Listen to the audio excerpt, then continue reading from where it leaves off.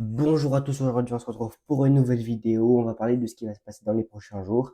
Alors tout d'abord, on va commencer par les prochains jours là qui vont arriver. Pourquoi? Parce que on annonce des orages dans le sud-ouest. Déjà aujourd'hui, on en a eu.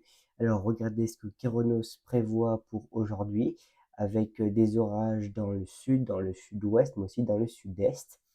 Alors attendez juste. Ah voilà, c'est parfait.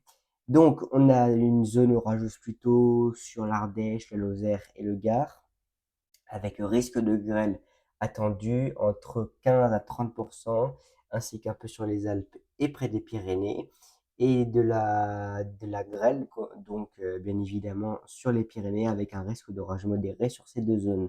Sinon, partout ailleurs, c'est assez calme. Pour les prochains jours, on va avoir un temps qui serait assez instable sur le sud-ouest, des Cévennes jusqu'aux Pyrénées. Pareil pour la journée de mardi, ça pourrait régresser un peu, mais s'étaler un peu plus faiblement sur le sud-ouest. Et mercredi 22, ça devrait régresser tout doucement avec toujours des orages sur les Alpes et l'ensemble des massifs, excepté Jura, Morvan et Montagne Corse ainsi que les Vosges. Alors ça, c'est pour Kéronos, bien évidemment. Donc on va commencer par Arome. Alors Arome, lui, par rapport au Mucay, parce qu'on annonce donc des orages qui pourraient être parfois violents à certains endroits, mais ce serait plutôt local. Selon Arome, donc lui, Arome, il est très gentil sur le Mucay, hein, parce qu'il y en a plus quand même. Alors attendez, je vais vous redire tout ça tout de suite. Le temps réel, je vais regarder ça rapidement pour le Mucay. Alors on n'est pas vraiment en plein milieu de l'après-midi, mais on peut estimer à peu près. Alors, il charge, bah, c'est pas grave. Donc, pour la journée de demain, pour demain soir, regardez le Muquet qui est présent quand même sur les Pyrénées. Il y en a pas mal. On a jusqu'à à peu près 2010 Muquets. Alors, c'est pas non plus grave, mais il y en a quand même et c'est assez, comment dire, c'est assez important déjà pour former des belles cellules orageuses. Alors déjà, il y aurait des cellules orageuses sur les Pyrénées-Orientales. Mais je vais vous dire ça tout de suite actuellement. C'est quoi le mucape qui est présent, donc la quantité de mucape. Alors peut-être je me suis trompé d'endroit. Normalement non. Modèle non, recherche non, service non. Alors ça doit être là. Ah voilà, c'est lui. Donc en altitude, le mucape c'est convection. Non, c'est convection le mucape. Donc actuellement, on a des pointes, par exemple en Alsace à 843 de Cape. Donc clairement, 843 de Cape, ça équivaut à ça, c'est ici. Sinon, on a ouais, à peu près 1000 de Cape, ça c'est juste. 1052. Ici, on a 823. Alors là, c'est bizarre, hein, parce que s'il y a des orages comme ça, c'est qu'il y en a quand même plus. Donc c'est juste, ça m'étonne. Bref, c'est pas grave. On va continuer maintenant pour la journée de demain. Alors je regardais WRF et regardez les quantités de muquet qu'il y a quand même. C'est quand même pas, c'est pas rien, hein. Parce que là, on atteint, je crois, pas 3000, mais on dépasse 2500. Déjà sur l'Espagne, sur le sud-ouest. Ensuite, pour demain, on atteint 2800 sur le sud-ouest, avec des orages qui pourraient être parfois forts, voire violents. Alors déjà, on a de la pluie, mais en précipitation comme ça, ce sera mieux. Regardez, on a énormément de pluie sur les pieds des Pyrénées et sur les Pyrénées, avec près de 40 millimètres de pluie à certains endroits. Ça remonterait sur le sud-ouest. Regardez sur les Landes, on atteint jusqu'à 40 millimètres de pluie par cellule orageuse. Et est-ce que c'est des cellules venteuses ou pas? On va voir ça. Alors, c'est des cellules qui peuvent être venteuses jusqu'à 80 km/h par endroit, je pense. Alors là, il dit 60, mais plutôt 80. Mais sinon, je pense pas non plus que ça va être des orages exceptionnels, hein. Pas du tout même. Alors maintenant, on va pouvoir continuer avec WRF. WRF, lui, qui voit des pointes de Mucape. Regardez, mais lui, il est fada. Il voit jusqu'à 2800. En Espagne, presque 3000 de Mucape. Enfin, à 3000 de Mucape, clairement. Et pour cette journée-ci, alors lui, il a pété les plombs, hein, je pense, parce que, ouais, là, je pense. Il va pas bien. Je sais pas combien il prévoit, mais il en prévoit beaucoup. énormément. Alors après, ça veut rien dire, hein, comme je vous ai dit si vous avez regardé une vidéo que j'avais fait pour prévoir les orages, voilà, il n'y a pas beaucoup d'orages, enfin pas de beaucoup de précipitations. Pourquoi? Parce que le CIN est beaucoup trop important. Là, il est plus qu'important, il écrase tout. Donc en fait, on peut avoir des orages, mais c'est plutôt sur la frontière française, côté français. Pourquoi? Parce que côté espagnol et même côté français, on aurait beaucoup trop de CIN, ce qui empêcherait la convection et bah, c'est pas bon. Ça ne peut pas faire d'orage, on ne peut pas avoir d'orage s'il y a trop s'il y a trop ce couvercle anti-orage. Ok, donc maintenant, vu que les prévisions pour ces jours-ci est fini, on va pouvoir commencer par le vif du sujet. Alors tout d'abord, on annonce un temps qui deviendrait légèrement plus frais pour les prochains jours, avec un retour du flux d'Est. Pourquoi? Parce qu'actuellement, on a une dépression ici sur le Groenland qui va s'isoler au nord des Açores et se creuser jusqu'à 975 hectopascales.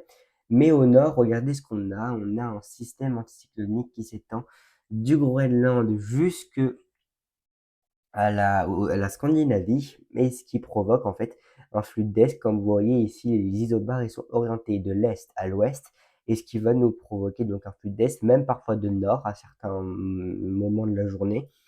Mais c'est ce qui va permettre quelque part une chute des températures. Alors ça va pas non plus être froid.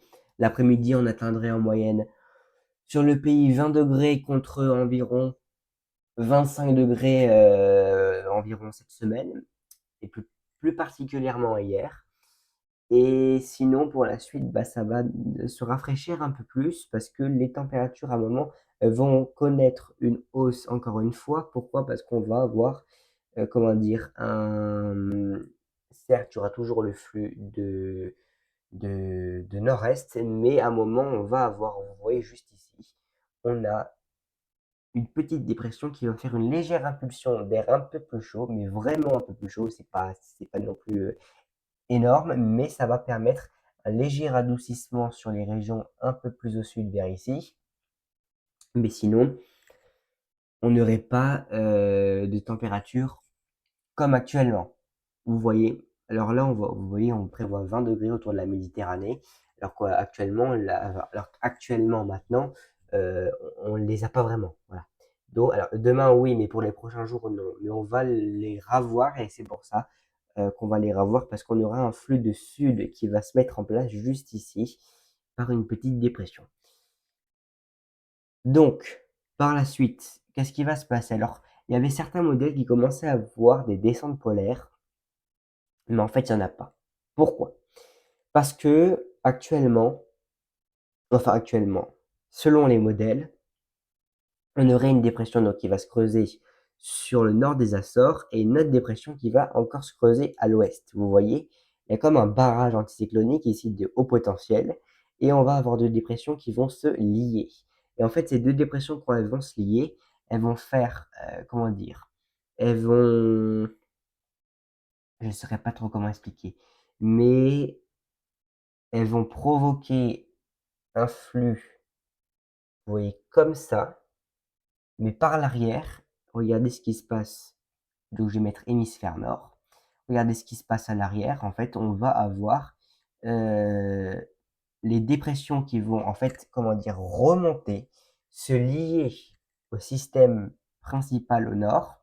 Et en fait, ça va faire un blocage anticyclonique en oméga, et ce qui va permettre que les descentes polaires descendent plus à l'est, et nous, on sera protégés donc par l'anticyclone. Et c'est pour ça qu'au final, on n'aurait pas de descente polaire, contrairement à ce que certains modèles avaient vu. Et la dernière fois, bien évidemment, pas aujourd'hui, hein, parce que là, c'est fini, il n'y aura pas de descente polaire, clairement, ça c'est sûr. Et par la suite, en fait, on va avoir l'anticyclone qui va se positionner sur l'Europe en général. Il n'y a pas de position précise encore, mais on pourrait avoir, comme vous voyez, des dépressions qui vont glisser sur l'Espagne ou sur la France. Et en fait, avec l'air chaud, ça va pouvoir faire peut-être, j'ai bien dit peut-être, des orages. Mais il va falloir surveiller ça parce que ça va dépendre de la position de cette goutte froide, si on a une ou pas. C'est possible qu'il y en ait une parce que déjà que l'atmosphère est totalement instable étant donné qu'on n'a plus le vent stratosphérique, ce qui est totalement normal. Eh bien, on pourrait avoir une goutte froide qui devrait descendre. Surtout que cette goutte froide, elle est pas fraîche, hein, elle est froide, hein, parce que là, elle vient pratiquement du pôle. Donc, ça devrait totalement influencer. Punaise, on dirait un bonhomme le truc ici, avec le nez, le menton. Bon, bref, c'est pas le sujet.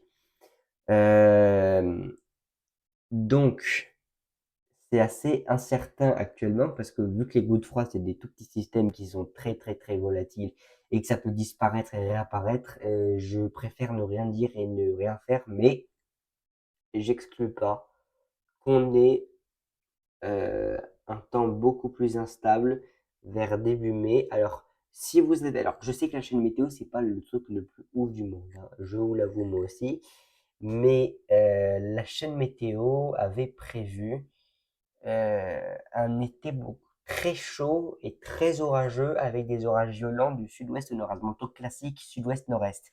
Mais ce serait très orageux. Alors, il faut pas trop faire attention à la chaîne météo des fois. Pourquoi?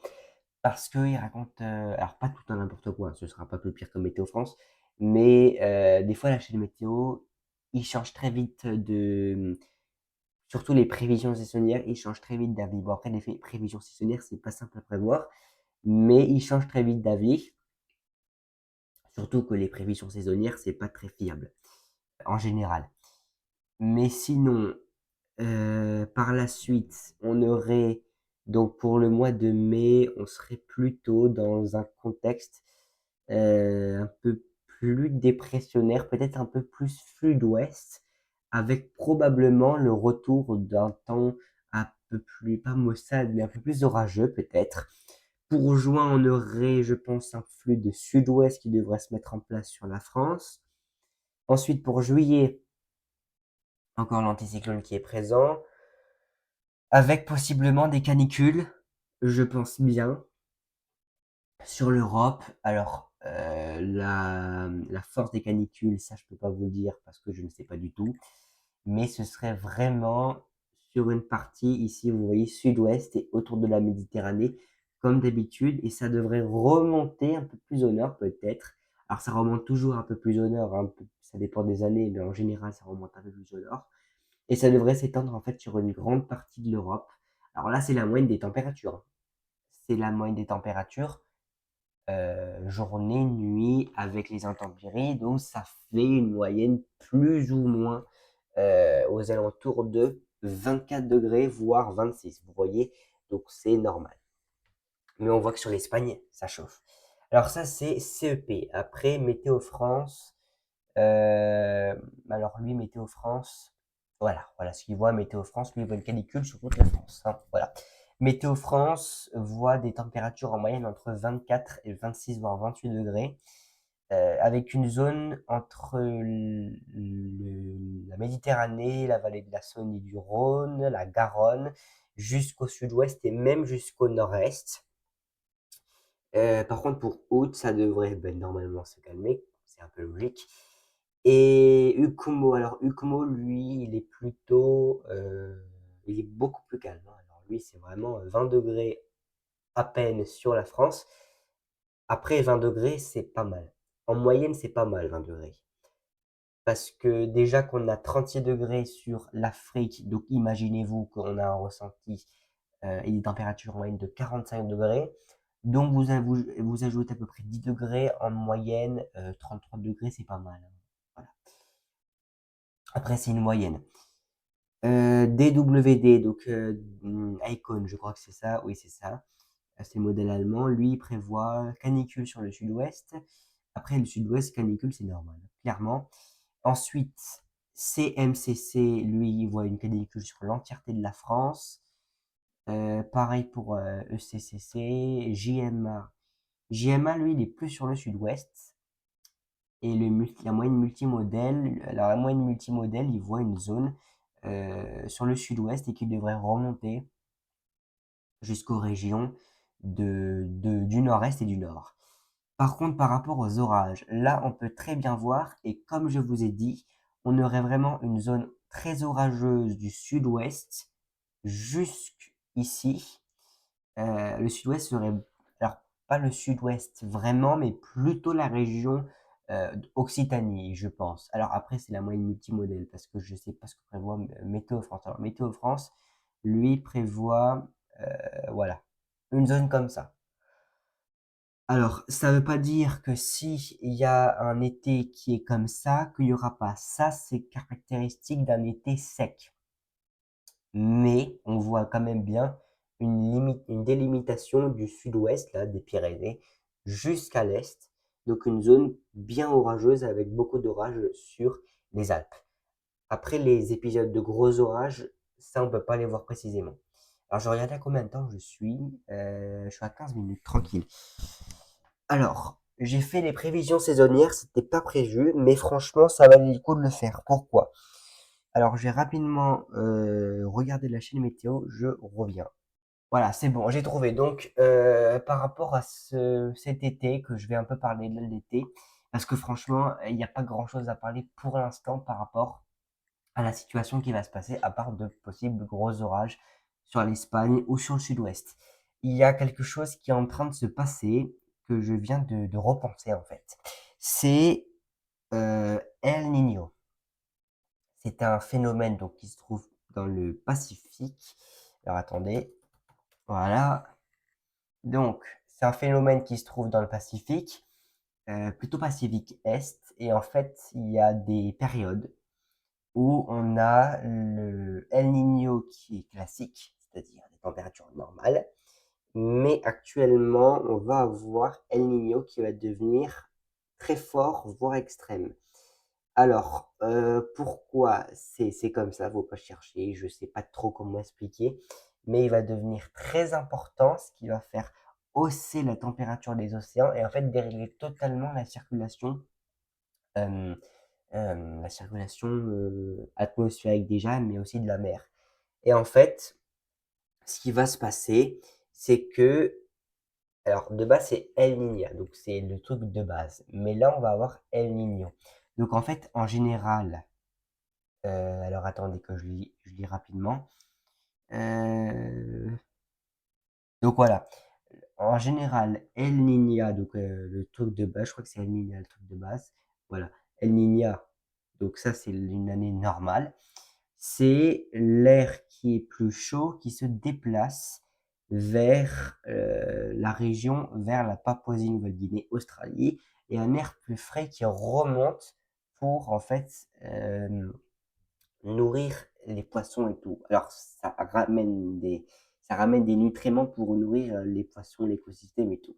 Mais en fait, cette année, on va avoir ce qui va se passer El Niño. Et en fait, qu'est-ce que ça a comme conséquence? Ça a de fortes sécheresses et des feux sur l'Australie, mais l'air chaud qui va rester en fait sur le Pacifique Est et on va aussi avoir de fortes canicules normalement sur les États-Unis. Mais c'est pas tout, parce que la répercussion, c'est qu'on va avoir sur l'Atlantique de la mer qui serait beaucoup plus chaude. Qui dit mer beaucoup plus chaude, qui dit circulation modifiée et donc instabilité. C'est-à-dire qu'on pourrait avoir des canicules très importantes, suivies d'orages parfois extrêmement violents. Et je rigole pas quand je dis ça, je suis très sérieux. Pourquoi? Parce que plus la mer sera chaude, plus l'air va s'évaporer, va monter, va former des gouttes froides. Et étant donné qu'on a déjà l'air chaud qui va monter avec les gouttes froides qui devraient se positionner normalement sur la péninsule ibérique, ça devrait faire monter tout l'air chaud. Et si entre-temps il y a une goutte froide qui passe sur la France avec l'air chaud et toute l'énergie qui est présente, eh bien ça fait de violents orages. Et en fait, c'est pour ça que cet été risque d'être très important à voir et risque en fait d'un peu tout chambouler ce qui devrait se passer, ce qui se passe de base en fait. Voilà. Donc El Niño, c'est ce qui va se passer. Au lieu d'avoir un flux d'est-ouest classique, on va avoir un flux d'ouest-est, ce qui va ramener toute la chaleur. Et donc, une catastrophe, une catastrophe. Enfin, c'est pas une catastrophe parce que pour moi j'aime bien les orages, mais on aurait une température de surface d'océan très, très chaude. Alors 5 degrés, ça peut paraître peu, mais c'est beaucoup, hein. 5 degrés, c'est énorme, en moyenne, hein, parce qu'en moyenne, on peut avoir plus. Voilà. Donc, ce qui va se passer pour cet été, c'est déjà la saison des orages a commencé. Ça, je pense que je vais pas vous faire un dessin, ça a déjà commencé. On a déjà eu de la grêle, des orages violents. Voilà. Donc, il va falloir faire très attention parce que ça pourrait aussi répercuter sur l'hiver. Qui dit que ça répercute sur l'hiver? Qui dit que ça pourrait ramener des grosses tempêtes? Alors, l'hiver, on en est déjà pas là. Passons l'été et l'automne et finissons le printemps. Mais ça pourrait influencer énormément l'hiver. Donc, la Nigne affaiblit le Niño en perspective. Donc, les indicateurs océan-atmosphère de Pacifique tropical montrent que l'épisode La Niña est en train de disparaître progressivement et que des conditions neutres sont dominantes. Cette figuration, donc s'il y a des configurations plutôt neutres, qu'est-ce que ça veut dire? Ça veut dire qu'il fait plus chaud, parce que si on a des configurations El Niña, ça veut dire qu'il fait plus froid. Donc, c'est dans la normale. Mais si c'est des conditions neutres, ça veut dire qu'il fait plus chaud que la normale. Cette configuration serait favorable à l'émergence d'un épisode El Niño cet été. Selon les projections multimodèles, cet épisode pourrait monter en puissance vers un super El Niño en fin d'année. Voilà, donc comme je vous ai dit en fin d'année, avec comme conséquence principale une hausse supplémentaire des températures planétaires. Cette transition risque de favoriser une circulation atmosphérique plus instable, affectant les prévisions de précipitations et de températures en différentes régions, y compris en Europe. Le signal est donc plus volatile, donc moins fiable. Qu'est-ce que ça veut dire? Non, je vais pas aller sur Booking, j'en ai rien à faire, je ne veux pas commander d'hôtel, hein. Pas du tout. Donc, qu'est-ce que ça veut dire en bref? En fait, ça veut dire qu'on va avoir clairement un changement d'atmosphère, mais total. Total. S'il y a super El Niño, c'est grave, parce que l'hiver, si on a déjà de l'air chaud, bien chaud, vous voyez, au sud, enfin au sud, je vous le dire l'Espagne, parce que je me positionnais sur l'Europe, par exemple sur l'Espagne, et qu'on a aussi un air beaucoup plus froid sur l'Écosse, les deux rentrent en action, mais là c'est le jet à 330, enfin 330 je suis gentil. Et voilà. Mais déjà pour cet été, pour les orages, c'est un très bon facteur. Bah alors, pour les orages extrêmes, encore mieux, mais bon, c'est pas bon non plus. Donc, détail par mois. Donc, en mai, il y a un peu d'anomalies de pression prévues pour ce mois de mai, comme je vous ai dit, avec donc, l'anticyclone qui serait plutôt sur. Attendez, j'ai pas lu. Euh, voilà. Donc, on aurait un anticyclone qui serait plutôt sur l'Atlantique, mais aussi en partie normalement sur l'Europe, avec des dépressions sur la péninsule ibérique. Donc, on aurait, comme je vous ai dit, cela favoriserait alors des périodes plus calmes et ensoleillées, entrecoupées de quelques épisodes orageux. Alors, orageux, peut-être violents, je pense, hein. Pas extrême non plus, mais pour l'instant violent. Alors, l'anomalie température, c'est plus 1 degré par rapport au normal, donc c'est en moyenne. Et les précipitations, ça devrait rester légèrement déficitaire, surtout dans l'ouest. Par contre, des orages un peu plus présents seraient possibles sur les reliefs et le sud-est. Pour juin, le début de l'été pourrait être marqué par l'influence d'une goutte froide récurrente sur la péninsule ibérique, générant des remontées d'air chaud vers la France et des évolutions orageuses fréquentes sur notre pays. Cette évolution, bien qu'aléatoire au gré des orages, maintiendrait une pluviométrie appréciable en été, c'est-à-dire des orages très fréquents. Alors, l'anomalie de température serait entre plus 1 et plus 1,6 degrés. Par contre, côté précipitations, les orages pourraient maintenir des cumuls proches des normales, voire localement excédentaires, notamment du sud-ouest au nord-est. Donc, trajectoire totalement classique. Et pour juillet, on devrait se retrouver avec des hautes pressions nordiques récurrentes et des gouttes froides vers le Portugal. Donc, ça favoriserait des remontées d'air chaud et des canicules sur la France, des vagues orageuses qui risquent d'être fortes. Alors, c'est pas les orages qui risquent d'être forts, c'est les vagues orageuses. Donc, c'est-à-dire que les orages violents, très violents, voire extrêmes. Alors, j'ai pas dit qu'on aurait sûrement des orages extrêmes à 100%. C'est possible, comme tous les étés, mais là un peu plus marqué avec El Super super El Niño qui pourrait se mettre en place. Et côté température, on aurait peut-être des dégradations orageuses par le nord-ouest. Non, on aurait des dégradations orageuses et ça ferait baisser les températures. Bon, ça c'est normal. Sinon, côté précipitation, ce serait surtout du sud-ouest au nord-est, des cumuls très hétérogènes mais potentiellement abondants. Donc des cumuls qui pourraient être très bas à certaines périodes, très hauts à d'autres périodes. Donc en mai, on aurait une probabilité de 55% qui est plus chaud, en juin de 80% et en juillet aussi. Donc clairement, on est dans une situation où on devrait avoir un été plus chaud et humide, donc plus orageux. Sinon, pour le printemps et le début de l'été 2026, donc les modèles saisonniers convergent pour ce trimestre. Donc mai reste assez doux avec peut-être des orages. Les autres modèles météo envisagent un été chaud mais humide avec des orages et des précipitations proches des normales. Au final, le trimestre s'orienterait vers un été chaud. Ce printemps relativement doux et globalement proche des normales de saison, de normales en précipitation, serait plutôt favorable à la végétation. Et après, bah, il n'y a plus rien à dire. Donc, ce qu'il va falloir vraiment surveiller, je tiens bien à le dire, c'est vraiment, mais vraiment, euh, clairement ce qui va se passer avec les températures qui vont, pour El Niño, qui vont exploser. Non, mais là, ça va même plus être des températures. Je ne sais pas ce que ça va être, mais ça va être des températures très importantes. Alors, je ne sais pas si on peut voir comme ça. Attendez. Non, on peut pas voir. Non, par contre, là, ça chauffe. Bon, ça, c'est normal. Waouh, c'est quoi ces températures sur l'Inde, là? Attendez, ils sont à combien? 30, 34, 36, 36, 38, 38, 40, 40, 42, 42, 44, 44, 46. Ok, d'accord. Ils sont en train de cramer. Alors, lui, qu'est-ce qu'il dit? C'est nul qu'il n'y a pas le... Ah, alors, peut-être que si, finalement. Ouais, je sais pas trop. Ah, mais là, il faut prendre les températures. Et moi, n'importe quoi. Vous voyez, ici, on commence à avoir des signaux beaucoup plus chauds. Alors, c'est septembre, vous allez me dire, c'est normal. Oui, c'est normal.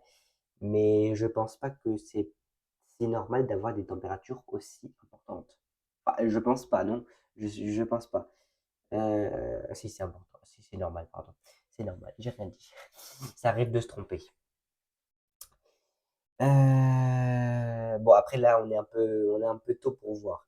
Alors lui, qu'est-ce qu'il voit? Ben lui, il voit ça. Alors lui, il commence à avoir un retour d'un flux océanique. Ça pourrait peut-être apporter des orages. Alors je voulais juste regarder par rapport à l'Espagne, les orages qu'il commençait à avoir, monsieur GFS. Alors monsieur GFS, il commençait à avoir des orages. Je sais plus c'était quand. Je me rappelle plus. Alors attendez. C'est à 294 heures. Ok, voilà. Alors, côté précipitation en HD. Ouais, bon, là, oui, oui, il y en a, hein. Oh, punaise, oui, ça, c'est des orages qui sont bien beaux en plus. C'est des très, très beaux orages.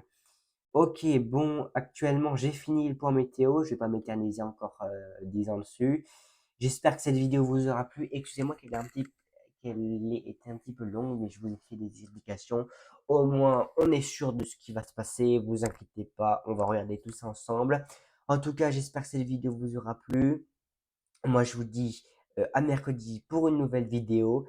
En tout cas, j'espère que oui, oui, je ne vais pas répéter 10 fois. On se retrouve pour une nouvelle vidéo mercredi. Moi, je vous dis à bientôt. C'était La Colère du Ciel. Ciao!